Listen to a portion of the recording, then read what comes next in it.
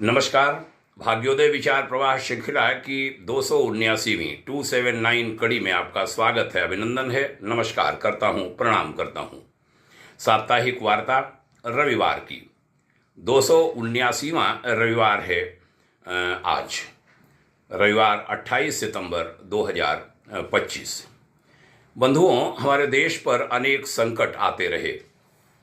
बीती शताब्दियों में उसने गुलामी झेली, संघर्ष किए, देश आज़ाद हुआ और आज़ादी के बाद बहुत सारी फिरका परस्त ताकतों ने सिर उठाया।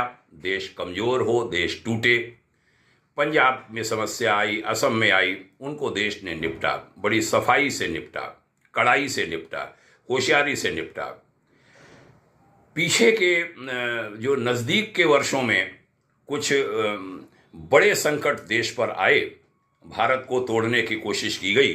उसमें एक पीएफआई का भी नाम है, मुस्लिम संगठन है वह, और उस पर जो एक रात में उसकी बर्बादी की जो व्यवस्था केंद्र सरकार में बैठे, वर्तमान सरकार में बैठे चिंतकों ने बनाई, टीम ने बनाई, वो बड़ी सराहनीय है। आज मैं उसकी चर्चा करूंगा। ऑपरेशन मिडनाइट उसका नाम है। ऑपरेशन मिडनाइट स्टोरी भारतीय इतिहास की, कहते हैं, सबसे बड़ी छापेमारी है। 22 सितंबर का दिन था, यही महीना 2022 का वर्ष था और समय था रात 1 बजे का, मध्यरात्रि के बस थोड़ा आगे। पीएफआई के सदस्य अपने घर में सो रहे थे, इस बात से अनजान कि घर में उनकी यह आखिरी रात है। सीएपीएफ और राज्य पुलिस के साथ एनआईए के लगभग 200 अधिकारी अपने घर के बाहर खड़े होकर कमांड सेंटर के आदेश का इंतजार कर रहे थे। रेड का नियोजित समय सुबह 4 बजे था, जब नींद सबसे गहरी होती है। दिल्ली में बैठा एक शख्स सब कोऑर्डिनेट कर रहा था। अपराह्न 3:30 बजे नियोजित समय से आधा घंटा पहले उसने जाओ आदेश दिया। आज़ाद मैदान में शाहीन बाग तक, केरल हत्याकांड से लेकर राजस्थान और यूपी दंगों तक, एक नाम जो लगातार खबरों में आ रहा था वह था पीएफआई। आईबी ने मिनिस्ट्री ऑफ होम अफेयर्स से कहा कि सिमी पीएफआई के रूप में वापस आ गया है। सिमी था एमएसएलएम चरमपंथी संगठन। 90 के दशक के अंत में और 20 के दशक की शुरुआत में, यानी 1990 के दशक में, इधर 2020 के दशक की शुरुआत में सक्रिय कई आतंकी घटनाओं के लिए वह जिम्मेदार था। 2001 में उसे वाजपेयी सरकार द्वारा और 2008 में सुप्रीम कोर्ट द्वारा प्रतिबंधित कर दिया गया था। पीएफआई का गठन 2006 में हुआ था और वो भारत में बढ़ रहा था। 2019 में मोदी सरकार ने सीएए लाया और पीएफआई को मुस्लिम्स का ब्रेनवॉश करने का उपकरण मिला कि बीजेपी और आरएसएस उन्हें देश से बाहर निकालना चाहते हैं। ये भ्रम था, केवल भ्रम। मिडनाइट ऑपरेशन से 5 साल पहले की बात है।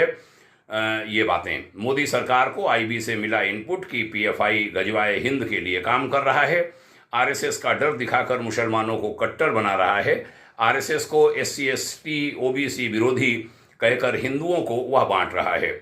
मामला संवेदनशील था। मोदी जी और मोहन भागवत के बीच बैठक हुई। तय हुआ कि आरएसएस और बीजेपी दोनों ही पीएफआई की योजना को फेल करने के लिए मुसलमानों, एससी एसटी ओबीसी तक पहुंचेंगे।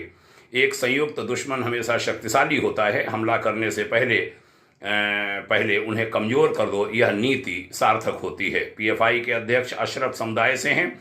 अशरफ और पसमानदा के बीच प्रतिद्वंदिता है। मोदी जी पसमानदा के बीच पहुंचे और सभी मुसलमानों के पूर्ण और एकमात्र नेता बनने की उनकी योजना को कमजोर कर दिया।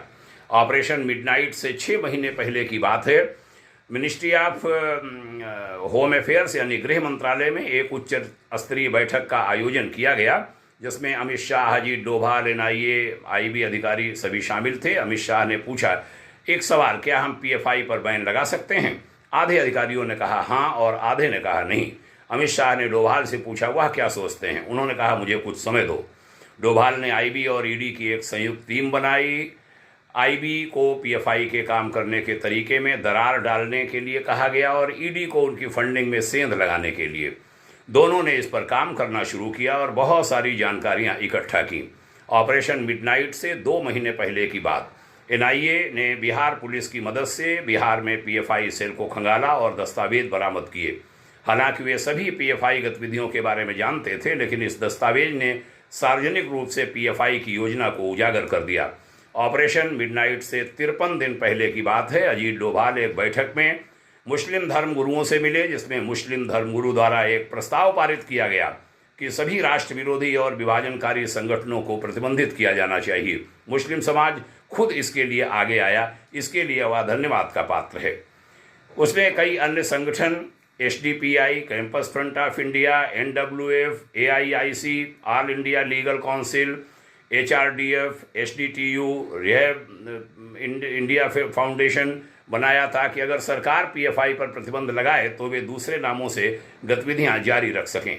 ऑपरेशन मिडनाइट से 1 महीने पहले की बात, डोभाल ने पेश किया अपना प्लान और प्लान था ऑपरेशन मिडनाइट। पीएफआई पर प्रतिबंध लगाने के बजाय पहले इसे नष्ट करना और इसके लिए भारतीय इतिहास की सबसे बड़ी छापेमारी करना। सभी पीएफआई प्रमुख निर्णय निर्माताओं को की एक ही समय में गिरफ्तारी। ऑपरेशन मिडनाइट से 20 दिन पहले की बात है। आईएनएस विक्रांत के उद्घाटन के लिए मोदी कोच्चि गए थे, डोभाल भी उनके साथ गए। वहां उन्होंने पुलिस डीजीपी से बात की और उन्हें योजना के बारे में बताया। वहां से वे मुंबई गए और गवर्नर हाउस में रहे, एनआईए अधिकारियों से मिले और उन्हें योजना के बारे में बताया। ऑपरेशन मिडनाइट से 3 दिन पहले की बात है।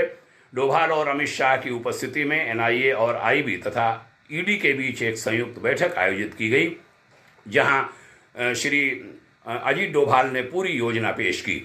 एनआईए और ईडी की संयुक्त टीम 22 सितंबर की आधी रात को पीएफआई के 93 ठिकानों पर छापेमारी करती है और सभी को एक साथ गिरफ्तार करेगी, यह तय हुआ।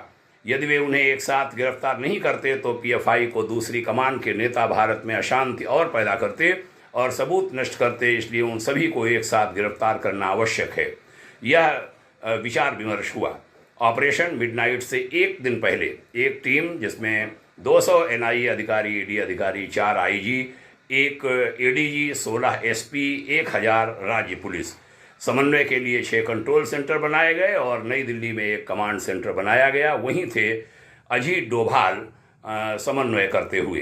पीएफआई को ऑपरेशन की जानकारी नहीं थी, सब सोने के लिए घर चले गए। 1 बजे मध्यरात्रि में शुरू हुआ ऑपरेशन। आईबी के इनपुट के आधार पर 11 राज्यों के 93 स्थानों की पहचान की गई थी। एनआईए और ईडी की टीम उनके घर पहुंची और आदेशों का इंतजार करने लगी। पीएफआई के समर्थकों को ऑपरेशन स्थल तक पहुंचने में किसी भी तरह की मदद को रोकने के लिए पुलिस बल को दूसरी ढाल के रूप में रखा गया था। समय सुबह 4 बजे निर्धारित हुआ, लेकिन समय से आधा घंटा पहले डोभाल ने दिल्ली से कहा गो, और संयुक्त टीम ने छापा मारा। वे उनके घर में घुस गए और उन्हें सोचने और गिरफ्तार करने का क्षण एक भी नहीं दिया और सभी जरूरी सामान को जब्त कर लिया। जैसे ही छापेमारी की खबर फैली, पीएफआई के समर्थकों ने पहुंचना शुरू किया, लेकिन पहले से तैनात पुलिस बल ने उन्हें रोक दिया। सुबह 5 बजे तक छापेमारी खत्म हो गई थी। उनके अध्यक्ष, सचिव, प्रदेश प्रभारी समेत 106 पीएफआई नेता एक साथ एक रात में गिरफ्तार किए गए थे। 150 से ज़्यादा मोबाइल फ़ोन, 50 से ज़्यादा लैपटॉप, विजन दस्तावेज, नामांकन प्रपत्र, बैंक दस्तावेज एनआईए और ईडी की टीम ने जब्त किए। पीएफआई ने धर्म का कार्ड खेलने की कोशिश की, लेकिन मुसलमानों ने समर्थन नहीं किया। भारत का जो मुस्लिम समुदाय है वह वास्तव में इसके लिए आभार उसके प्रति प्रदर्शित करना चाहिए, धन्यवाद का पात्र है। किसी भी मुस्लिम धर्मगुरु ने उनका समर्थन नहीं किया। भारत विरोधी सबसे शक्तिशाली संगठन को एक रात में नष्ट कर दिया गया, वह एक रात में नष्ट हुआ। मित्रों, ये कहानी कहीं से मिली थी, सूत्रों ने लिखी थी। मैंने सोचा इसकी मैं चर्चा करूं इस भाग्योदय विचार प्रवाह श्रृंखला की कड़ी में, और ये रिकॉर्ड हो कि यदि सक्षम अधिकारी हों और सक्षम नेतृत्व हो जो निडरता के साथ किसी मामले में अधिकारियों को खुला हाथ दे काम करने के लिए, तो बड़ी से बड़ी राष्ट्रीय समस्याओं का समाधान किया जा सकता है। इसके लिए मोदी सरकार, श्री अजीत डोभाल का दिमाग, उनकी पूरी टीम सभी धन्यवाद की पात्र है।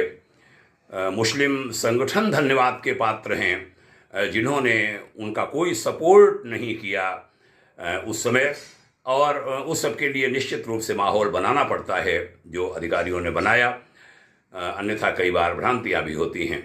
भगवान करे हमारा देश मजबूत रहे, हिंदू मुस्लिम सिख ईसाई सभी जन देश के लिए सोचें, देश के हित की सोचें।